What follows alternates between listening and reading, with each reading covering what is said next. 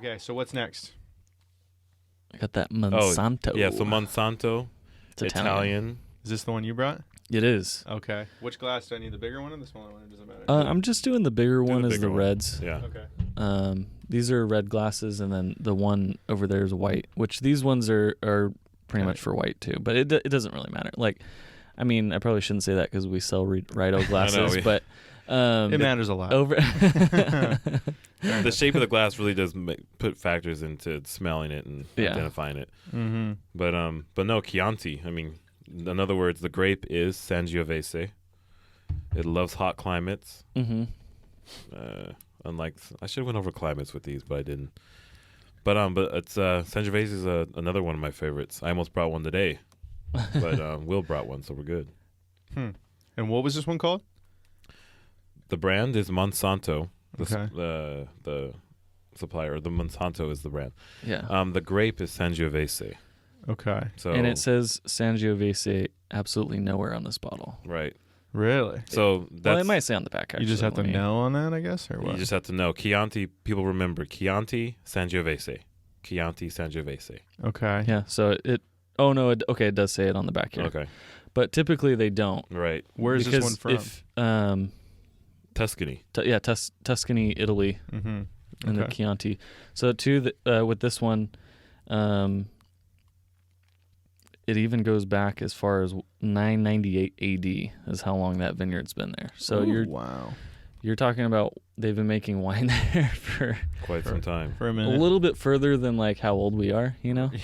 Okay. No, but yeah, Tuscany, Italy. It's a beautiful wine, and too, like I love talking about how like super Tuscans came to be, because that's kind of like a popular term in like the wine industry. Mm-hmm.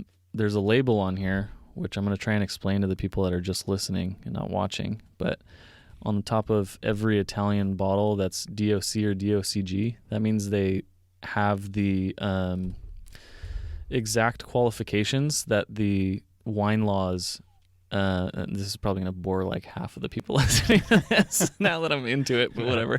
Go for it. But so it like has to go with these strict wine laws, and if you hit all of those, you get DOCG, which is the top one. It's a higher quality control. Right. And then there's DOC, and then there's IGT, and then there's just Vino is what it's called. Gotcha. And that's just, you know, I can make that in my bathtub, you know? Gotcha. So like this one is super cool because it follows everything, but there's a lot of people, there's like a counterculture where they're like, oh, I hate the wine laws, so I'm going to do something completely different. Right. And those are called super Tuscans. They're from the same area, same like I guess, what is it, Italian states?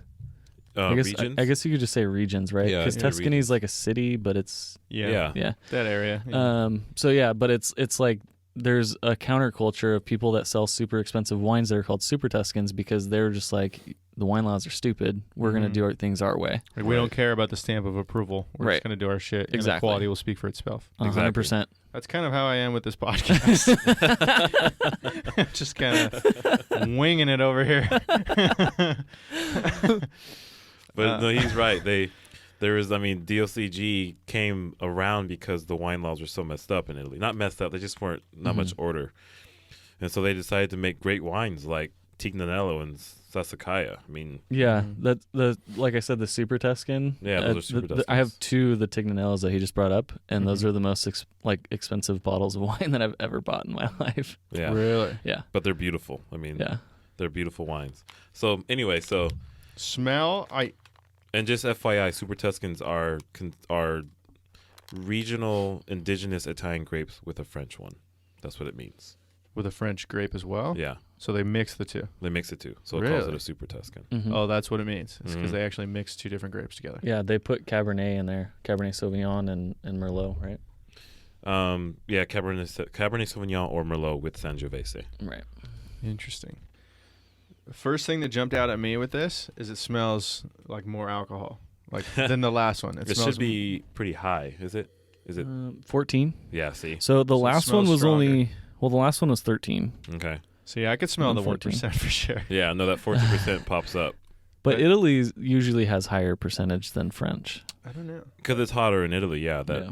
The photosynthesis gets to work, and Oh, really? So the warmer climates usually yield a higher alcoholic Mhm. content? For sure, because the grape's going to get more sugar. The yeast comes in there from sugar and the alcohol. Mhm. Bam, more alcohol. Really? Interesting. Everything he said was 100% right, but he said Science. it like very smooth, like, Wow. oh yeah, like it's obvious, you know. Oh, well, you know. I do my best. That's why I'm here, right? Mhm.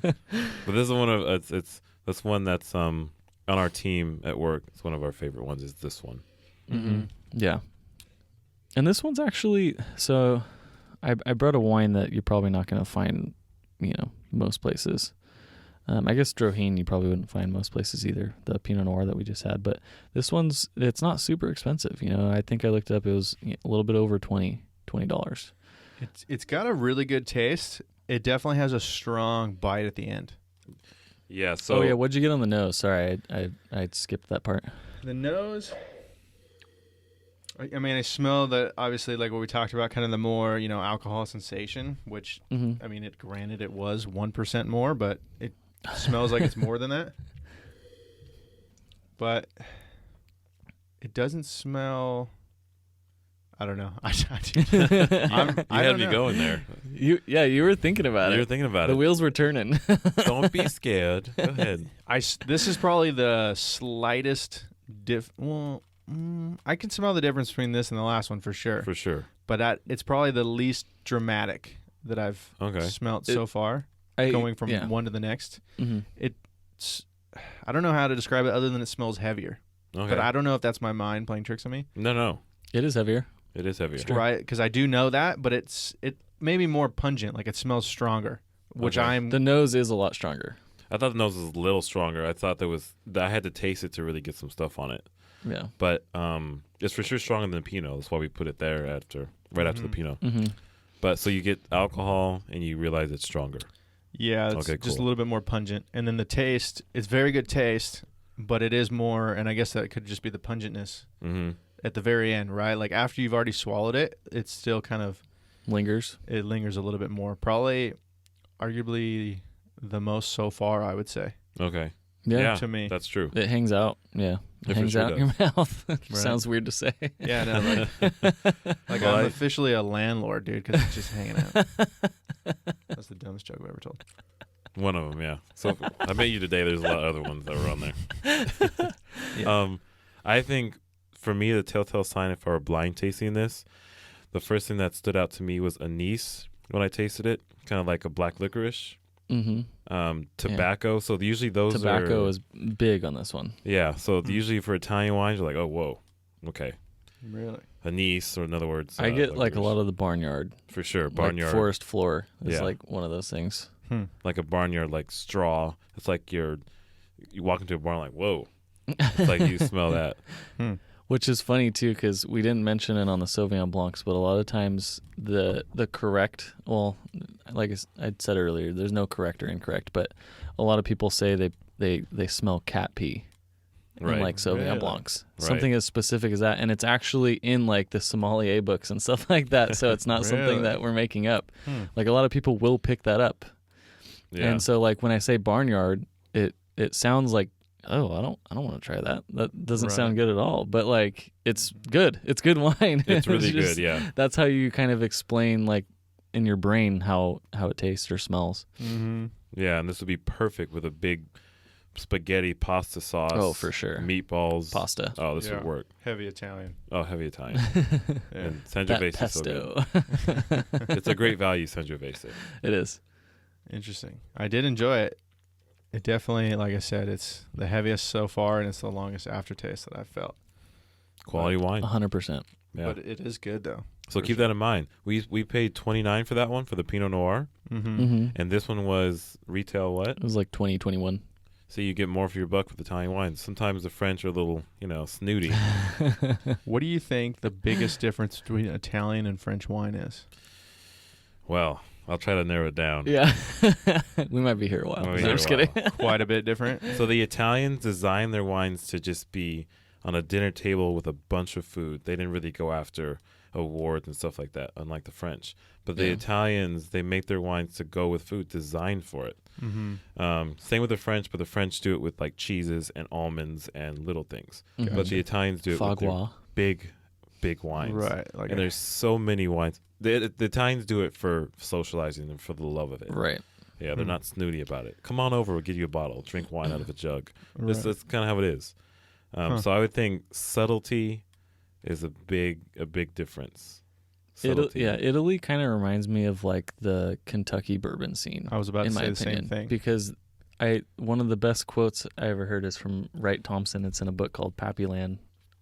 But he basically said, like, the guy that it's probably the most expensive bourbon in like the United States, Pappy Van Winkle, and most sought after. But he said the bourbon is the vehicle to get you there. It's not something that everyone should like. It's not the destination. Right. And it's true, because like it really just helps you build friendships, celebrate. You know, it's not something that like, that's how the Italians are. They're just like, no, like this is just to go with all this good friends and family, Exactly. good food, and it could be a celebration. It could just be a Tuesday night. Like, you know, we just want to enjoy each other. You know, to add to the situation and Exactly. not be the situation. right. Exactly. Yeah. No, he said it right. That's what they go after. That's what wine is for, just for the love of it, for people that you're around.